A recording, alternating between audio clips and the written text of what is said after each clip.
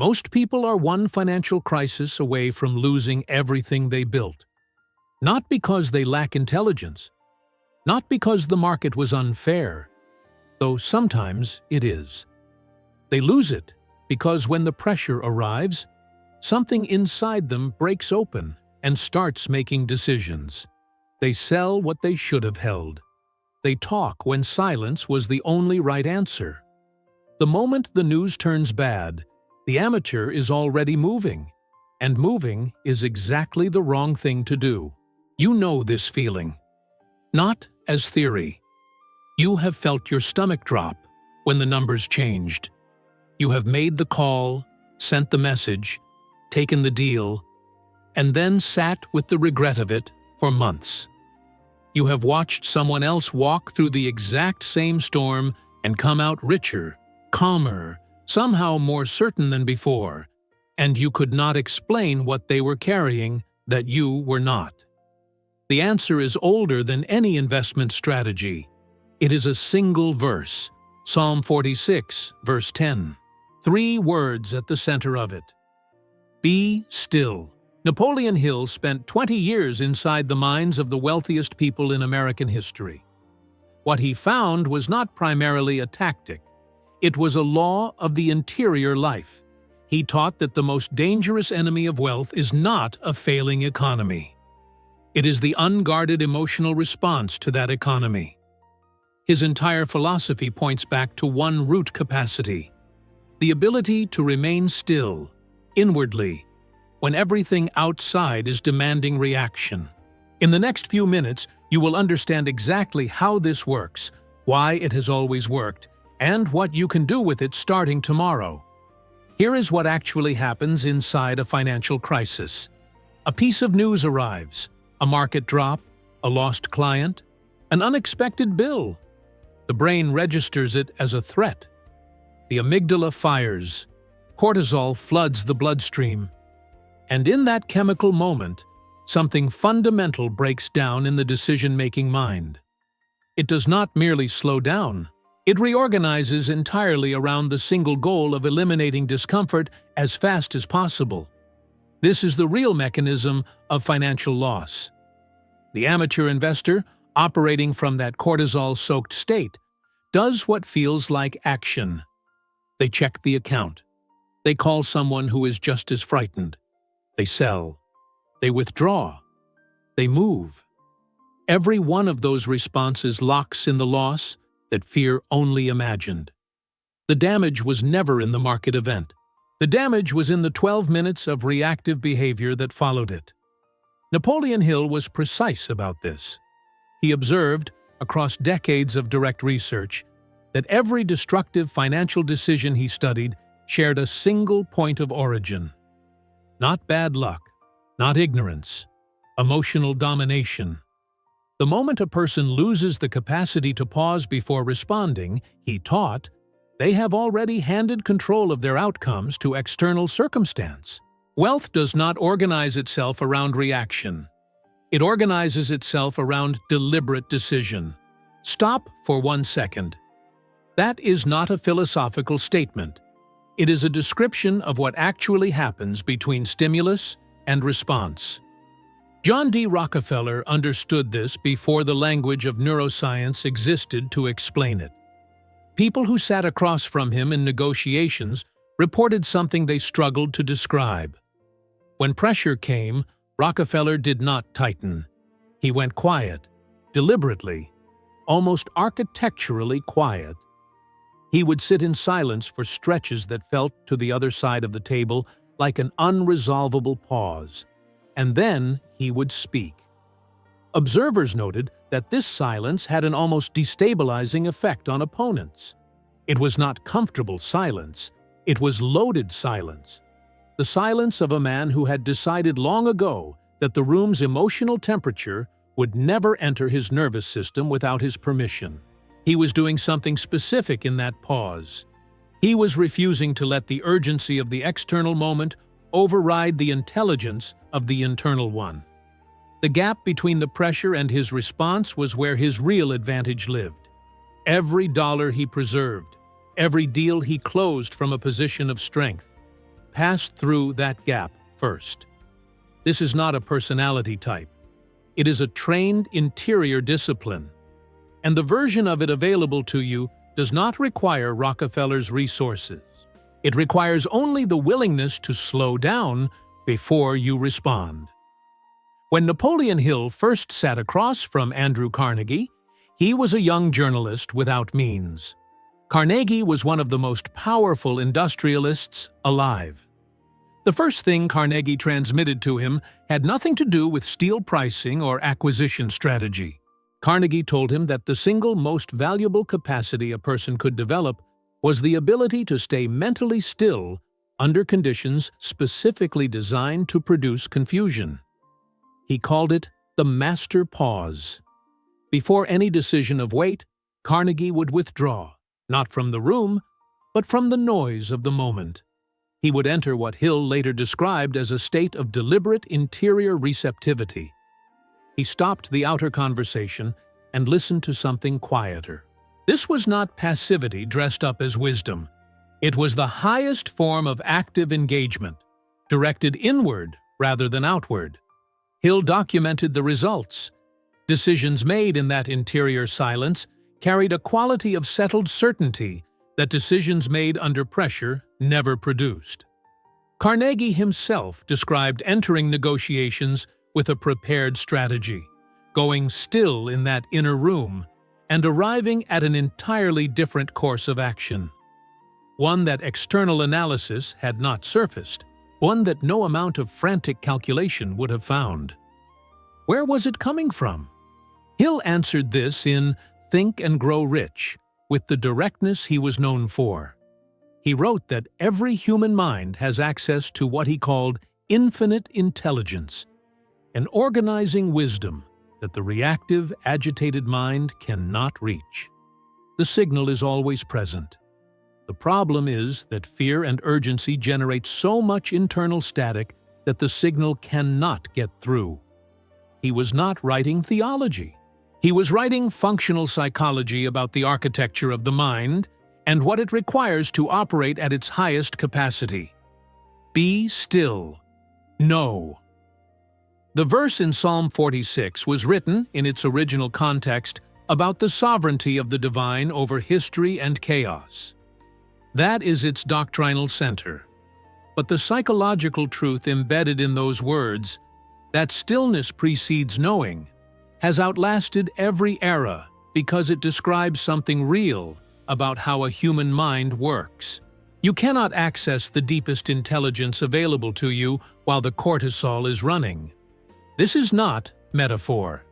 This is measurable neuroscience, the brain network associated with creative insight, long-range pattern recognition, and integrated judgment, what researchers call the default mode network, activates specifically during rest and inward reflection, not during frantic analysis, not during panic, during stillness.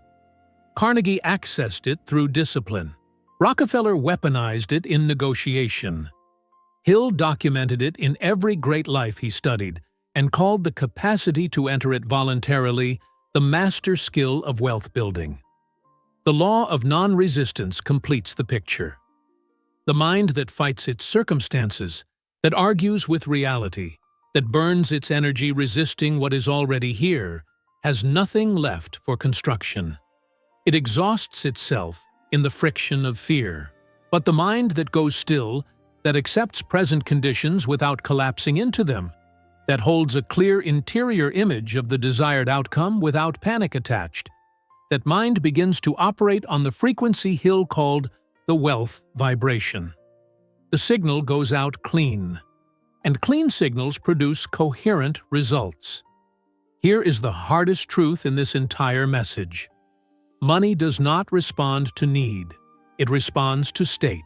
Every person who has ever made a desperate financial decision knows this is accurate. When the need is large enough to feel like a physical weight in the chest, you do not attract solutions. You attract more confirmation of the problem. The wrong job, the bad deal, the missed window that would have changed everything. Desperation does not pull opportunity toward you. It reads to the world, and to your own subconscious, as a confirmation that shortage is the true condition of your life. Napoleon Hill said it without softening it. He taught that desperation operates on a frequency that repels the very outcomes it is reaching toward. The mind dominated by fear broadcasts a signal that reproduces scarcity. He was not writing poetry. He was describing a functional reality about how the inner state shapes the outer results, both through the direct mechanisms of how a frightened person performs and decides, and through the deeper metaphysical law that governs what a prepared mind can receive. When a person is desperate, their cognitive function narrows. Psychology has a name for this: tunnel vision. The desperate mind literally sees fewer available options. It makes poorer risk calculations. It communicates with less authority. It reads social situations through a distorted lens. Every practical outcome degrades at once. The person negotiates worse. They accept less. They move faster than the situation requires and arrive at decisions they will spend months undoing. The still mind is different in every one of those dimensions. Focused, not passive. Holding the desired outcome without the static of fear corrupting the image it is broadcasting. Evaluating reality accurately because it is not distorted by the urgency of panic. Speaking with the authority of someone who is not performing composure, but genuinely inhabiting it. Open to the insight that Hill insisted could only come from infinite intelligence when the noise had stopped. The psalmist's instruction points at this truth. The verse from Psalm 46 was written as a declaration of divine sovereignty, a statement about what God holds over the disorder of the world. But applied to the interior life, the psychological principle it encodes is one of the most practically validated ideas in human history. You cannot access knowing in a state of agitation. The stillness comes first. The clarity follows. Proverbs 21, verse 5 goes further with a precision that is difficult to dismiss. The plans of the diligent lead surely to abundance. But everyone who is hasty comes only to poverty. Not the lazy, not the dishonest, the hasty. 3,000 years of accumulated human observation compressed into a single verse. Every financial mistake made under pressure is a confirmation of this warning. Every fortune preserved through crisis was preserved by someone who found a way, in the middle of the chaos, to slow down before they acted. Infinite intelligence, as Hill defined it, is the organizing mind that underlies all of reality. It is not inaccessible or mysterious. It is simply inaccessible to the agitated, reactive, hasty version of you. The calm, still, prepared version of you already has a connection to it. The only question is whether you have built the interior discipline to occupy that state when the conditions outside are demanding that you abandon it. Napoleon Hill taught that every emotion has a chemical equivalent in the body. This was a functional claim, not a philosophical one. Fear produces one chemical environment. Faith produces another. And the radical argument Hill built in Think and Grow Rich was that a person, through disciplined mental practice, can consciously shift from one to the other. He called this transmutation, taking the raw energy of fear and redirecting it into the momentum of faith. The word transmutation matters here. He was not suggesting suppression, not denial, an alchemical shift in the direction the energy is traveling. Modern neuroscience has confirmed the mechanism. The prefrontal cortex, the part of the brain responsible for long-range planning, careful judgment, and creative problem-solving, can inhibit the amygdala's fear response through a process researchers call top-down regulation. In plain terms, a trained mind can feel the fear arriving and consciously redirect the energy before it produces a decision. The physiological panic response can be interrupted, Not by force, but by a practiced interior discipline that takes the heat of the fear and transforms it into the fuel of deliberate action. This is what Hill meant. The same intensity that fear generates, redirected through stillness and vision, becomes the chemical foundation of extraordinary performance. Warren Buffett has demonstrated this so consistently across so many decades that it has become almost invisible to those observing it. His daily practice is almost comically unglamorous. He sits in a room. He reads. For hours. For decades. He has said, in his own words, that he spends the majority of his working life simply reading and thinking. No hundreds of meetings. No reactive sprints through the news cycle. No decisions made in the heat of market emotion. During the financial crisis of 2008, when the system appeared to be unwinding and fear was operating at a civilizational scale, Buffett invested billions. He saw through the noise to the underlying reality of the businesses he was evaluating, because his emotional architecture was not shaped by the same panic that was reshaping everyone else's calculations. He was still. He knew. He moved from that knowing. Hill would have recognized him immediately. Here is the practice that makes this possible for you. Tomorrow morning, before any screen opens, before any news enters, before the external world makes its first demand on your nervous system, sit in physical stillness for 5 minutes. Do not try to solve anything. Do not analyze your situation. Simply hold, clearly and quietly, the image of the life you are building. Not the method, not the timeline, the feeling of the outcome already present in your life. Hill called this autosuggestion, the channel through which the subconscious mind receives its governing instructions. Instructions delivered from a state of calm, still certainty carry a weight that goals written in agitation never produce. The subconscious does not respond to desperation. It responds to conviction. 5 minutes of quiet conviction every morning begins, over months, to rebuild the neural architecture of how you encounter financial pressure, how you respond to opportunity, how you hold yourself when the conditions outside are designed to make you collapse. This is the good abandonment. Releasing the noise. Releasing the reactive posture. Creating the interior space through which infinite intelligence can deliver what your agitated mind was too loud to receive. This is the resolution. Every principle in this message points to the same integrated truth. The quality of your inner state determines the quality of your outer results.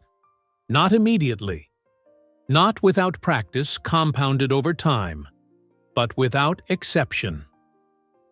Napoleon Hill did not arrive at these conclusions quickly or casually. 20 years of direct study of the most successful people of his era. Industrialists, inventors, builders of civilizations. What emerged from all of that work was not primarily a strategy. It was a philosophy of inner mastery. He taught, without qualification, that every great fortune begins as a state of mind. That material poverty is always preceded by interior poverty. That the change in outer circumstances always begins inside, in the silent, disciplined interior of a person who has decided to stop reacting and start receiving.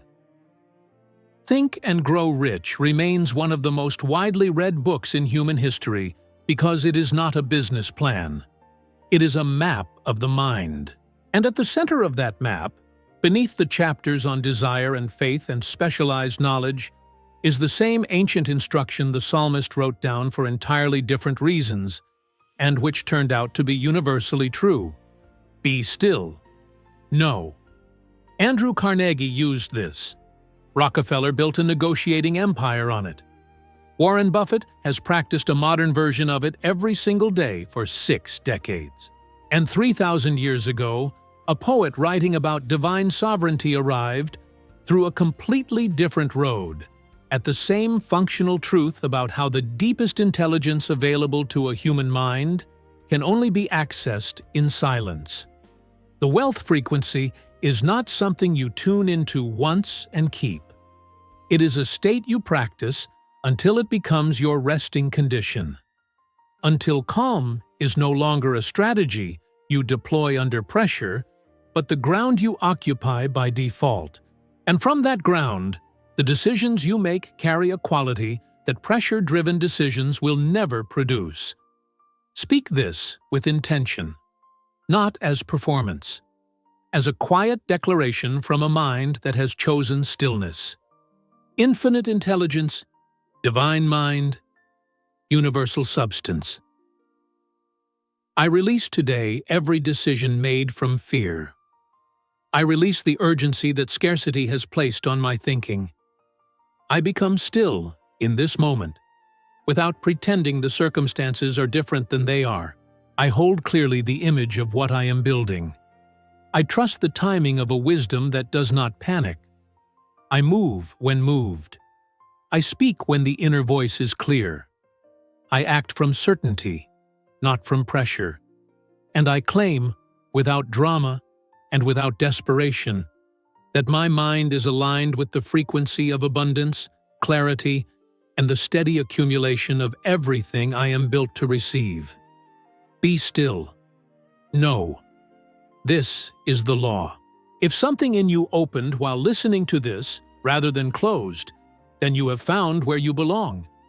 This channel exists for the people who are done being driven by the world and ready to begin building from the inside out. Subscribe and join the community of manifestors gathering here. People who study these principles not as entertainment, but as the actual operating instructions for their lives. Napoleon Hill gave us the words that close this: "Whatever the mind of man can conceive and believe, it can achieve. Be still enough to conceive it, disciplined enough to believe it, patient enough to receive it." The frequency is open.